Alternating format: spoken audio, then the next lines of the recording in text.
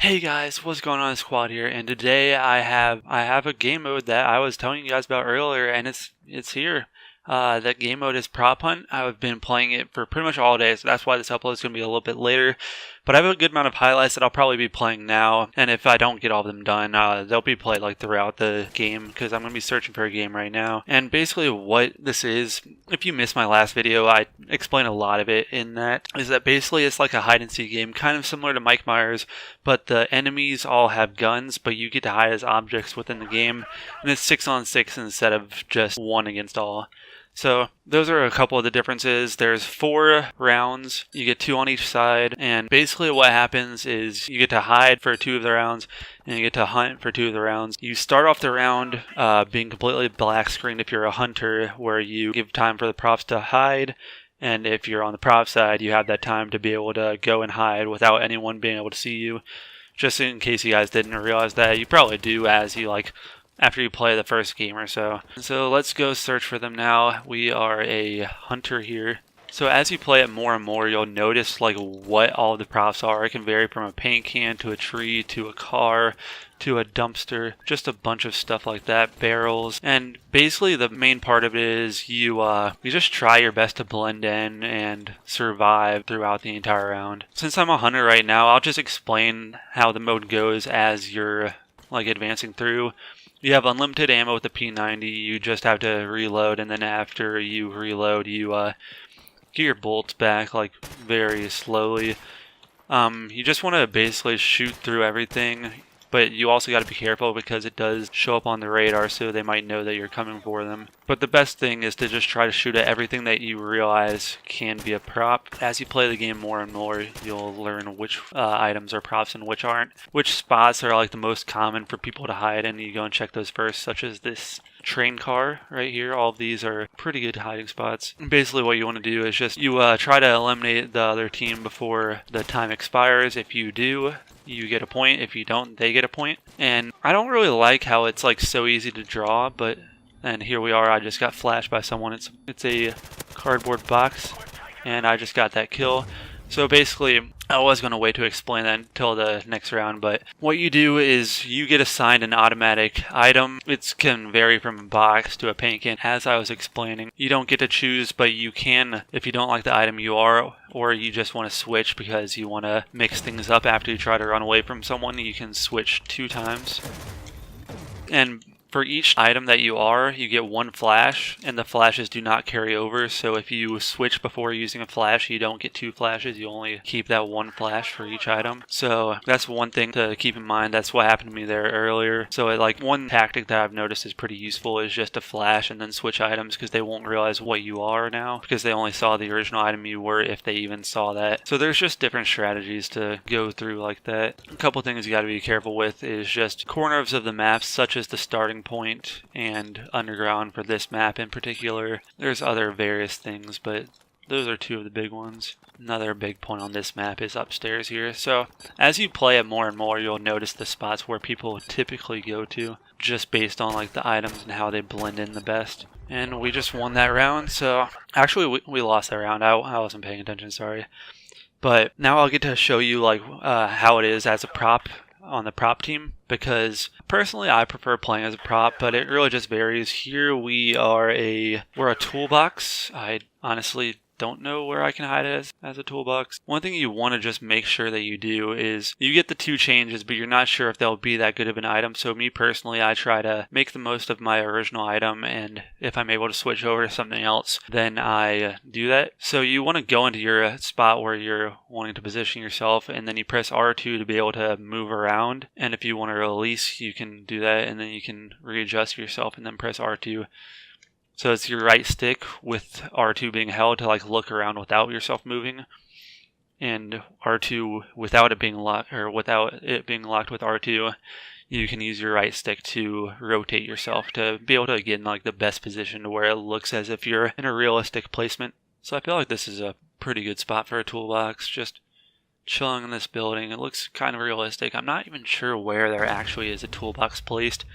So if I see someone rounding this corner that looks at me at all suspiciously, I'll probably just flash them and switch to a different item. I might try to go underground since that's kind of close to me. I might try to go to a train car. I might try to go upstairs here if I turn into a small item. So that's part of what really just varies. You can also press square to match your slope. Since I'm on an even... Oh, that's not good. Since I'm on an even slope, I'm going to stop doing that because if you keep on pressing, I guess it rotates you. I didn't even realize that, so... You'll learn something new with that, because you just want to stay as still as possible when you know that people are going around, because you can be showing through the building and stuff like that, and they can just see that you're rotating around, which gives your position away pretty easily. One thing that I didn't really notice that much, like as a detail, is the whistling feature. Basically what I have from it, I might be wrong on this, I might not be, is that it's basically like a hot and cold situation if you're playing the game where you're like warmer and colder, something like if you hear the whistle louder, that means that you're closer to it. If you hear it further away, that means you're further away from it. So that's one aspect that's kind of helpful for the game. I don't really use it that much. Oh, dang. See, that's where I was kind of zoning out some. I didn't realize that I was even being shot at, and it was too late after I flashed him. So that's one part that's pretty frustrating there, but you can't really do too much about it. It actually doesn't matter at all if you win, because all that matters towards points, which I don't really like this aspect, but can't really complain that much about it, is that there are only points going towards you for kills and match bonus. So basically, if you win the game, you get the match bonus. If you draw the game, I'm pretty sure you get a higher match bonus than if you lose, but obviously a lower match bonus than if you win. And so you really basically want to just play to win. This game mode is not one for leveling up if that's what you're wanting to do. It does give you a decent amount of XP though, to where it is better than just playing in a private match, which is a good thing. I prefer that. That's one thing I didn't like about Slasher, is I felt that it was double XP weekend, so that might have been part of it, but I felt like it gave you a little bit too much XP for just a game mode to play for fun, or it didn't give you XP in the right variations, just because I felt like it got utilized in the wrong way, as people would just play scummy, lie down in corners, and just not even be there and not try to actually play the game, but try to utilize it for the XP. So that's one difference that I do like with this game. One thing I don't also like about it is that it feels like the teams, they aren't really even out that well. That's pretty obvious, but as you'll see in some of my highlights, I was able to hide in that spot pretty well just based on, I was using a really small item like a paint can, and it's a really good hiding spot in that aspect, but being a barrel is pretty noticeable there. But also, it's just as you play the game more and more, you'll notice certain spots. Like I see someone down there. I'm pretty sure I saw one of those barrels moving, so I'm going to shoot at a few of them. Okay, that's weird. I saw the hose in there, so I thought for sure it was one of them. But yeah, I'm not sure if I finished that point that I was making, but it feels like the games don't really match up that well, because sometimes you have the 6-on-3. People would like leave the game early as soon as they're eliminated, I guess, because it's similar to the Slasher, where they just, I guess they don't even realize that it's 4 rounds, or they are just trying to get the wins, and if they lose the first round, or they even get eliminated early on, they just think it's over, so they try to stop. I don't really get the point of it, but I mean, it's just how they play the game, I guess. But that's one thing that I definitely don't like about this game. So they'll have to just fix that. There's not really too much that you can do about it, but there definitely is some way that they can just, within the like servers and stuff, they can change that. It's not a gameplay thing. It's just based on how the matchmaking takes place. I guess I'll go check the spawn point. I don't really like this part because there is a part of the map where you can literally, you could be a dumpster and hide in this spot if nobody like checks it properly. And that's this back corner of the map. I wish there was also some way that you could like throw nades or something just to like get a general spread shot, so that I could just throw a couple flashes there, make sure there's a hit marker to be able to find out if someone's there. But otherwise, you can't really do too much about that. So let's go back to the prop team. Actually, I might just try to show you guys that spot here. I'm at desk right now, so that's not really the best item. I feel like a barrel is a slightly better approach. I think I know what I'm going to do. You guys will end up finding out. Maybe it'll work, maybe it won't. Got 4 people on the other team. One went down there. One went there. We got 2 more coming for me now. This is basically a take it all or leave it all.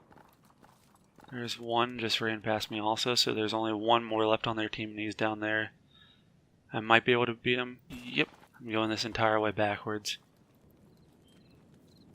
And yes, we made it. This is the cheapest spot in the game by far. So I don't even really know what to do now. I'll just bring up the start menu. So I guess here I could just tell you guys that I feel like there should be some way to be able to prevent people from hiding in bushes like this. I see one person back here with me, but I don't think that he'll be able to find me. If he does, I can just flash and switch over to a different position. But yeah, I wish there would be some way that this couldn't be taken advantage of, because with this, just like I was doing with the slasher, I'm not trying to promote doing this. I'm just trying to make sure that it gets fixed by Raven Software, because this is part of the map. I'm pretty sure this was like part of the original Call of Duty 4 map, but at least for game modes like this that are based off of hiding and stuff like that, it would be nice if you could like get rid of all the bushes and stuff like that that can be easily utilized and improperly taken advantage of, because this isn't fair. Like, I'm gonna take the win with it because I'm pretty sure that they probably would have taken advantage of it also. They probably did with their rounds that they won, for all that I know.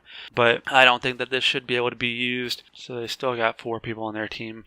That's another thing, like if you are shooting a lot, it does help you get the hit markers easier, but it also does show you up on the minimap so that if there's someone that's doing this, what I'm doing, I can see 3 of their dots right now. So I know none of them are near me, so I can just chill out. Or I know, like, if I were to go on the run, I could go to the top right corner, to the top left corner, basically be away from all of them. And let me check here to see if there's anyone else left coming for me. Looks like there isn't. It's 3, 2, 1, and that'll be it.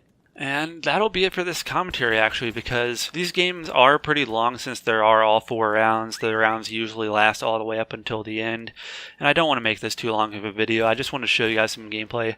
Within the next couple days, I will definitely at least have another prop-up video, maybe multiple ones, like within the next few days outside of just this weekend, especially if they do make it a permanent playlist. If you're somehow watching this video, Wendell Wobble, Amos Hodge, please make it a permanent game mode, and then I will make several videos on this because I do really enjoy this game mode. If you guys do enjoy the video, make sure that you subscribe for more. If you enjoy this particular video, make sure that you hit that like button. And anyways, lastly, I hope you guys enjoy the outro. I just made a brand new outro that you're going to be seeing here, so let me know what you think about that, because I actually put a good amount of work into it, and I really like it personally.